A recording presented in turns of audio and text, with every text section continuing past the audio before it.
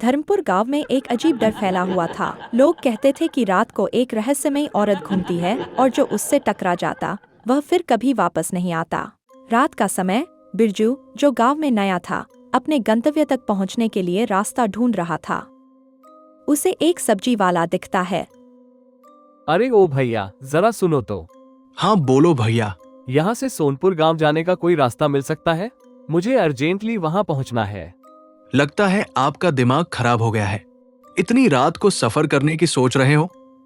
रात को यहाँ एक रहस्यमयी औरत घूमती है, जो जिसके सामने आती है वो फिर नहीं मिलता। बिरजू वहां से चला गया, लेकिन बिरजू पर इसका कोई असर नहीं हुआ। वह अभी भी रास्ता खोज रहा था। तभी उसे एक परछाई दिखाई दी। वह धीरे धीरे उसकी ओर बढ़ी। इतनी रात को कहाँ जा रहे हो? मुझे सोनपुर जाना है, जल्दी जाना होगा। ठीक है, चलो मेरे साथ।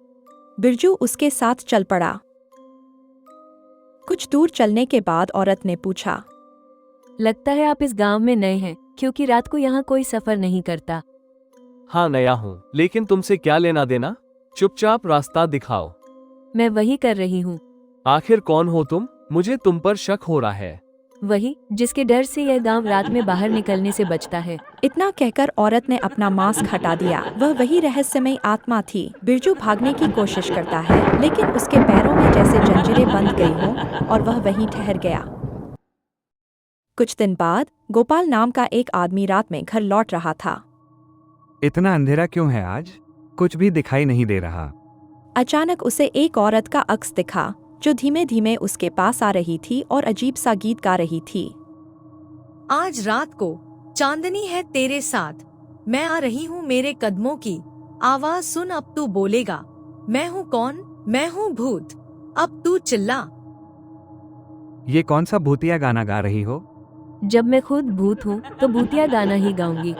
गोपाल डर गया। आज रात को चांदनी है तेरे साथ, मैं आ रही हूँ मेरे कदमों की आवाज सुन, अब तू बोलेगा मैं हूँ कौन?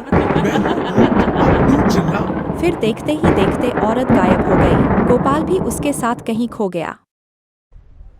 गोपाल की पत्नी राधा परेशान हो गई। वह मंदिर में पंडित जी के पास गई। वहाँ कई और लोग भी थे जिनके घरवाले गायब हो चुके थे। पंडित जी, मेरे पति गोपाल कई दिन से लापता हैं। ये सब उस रहस्यमयी औरत का काम है। हाँ, मुझे इस रहस्य का पता लगाना होगा। आज रात मैं गांव में जाऊंगा। रात को पंडित जी गांव में घूमते हैं। उन्हें एक छाया दिखती है। कौन है वहाँ? सामने आओ। रहस्यमयी औरत धीरे धीरे उनकी ओर बढ़ती है, लेकिन पंडित जी को पहले से ही अंदाजा था कि यही आत्मा है। कौन है जो मुझ पर मंत्र फूंक रहा है? अब तुम मेरे वश में हो। मुझे सच बताओ, तुमने गांव वालों को क्यों गायब किया? वे सब गुनहगार थे। मेरे साथ कुछ लुटेरों ने बुरा किया था और मुझे मार डाला। मैं मासूमों को नहीं, बल्कि गुनहगारों को सजा देती हूँ।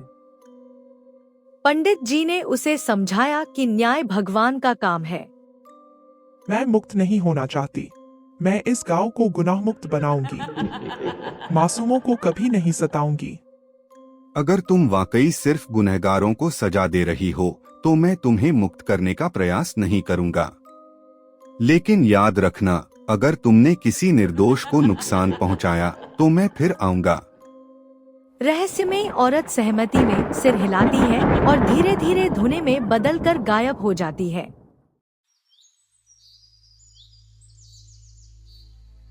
इसके बाद से गांव में अपराध खत्म हो गए।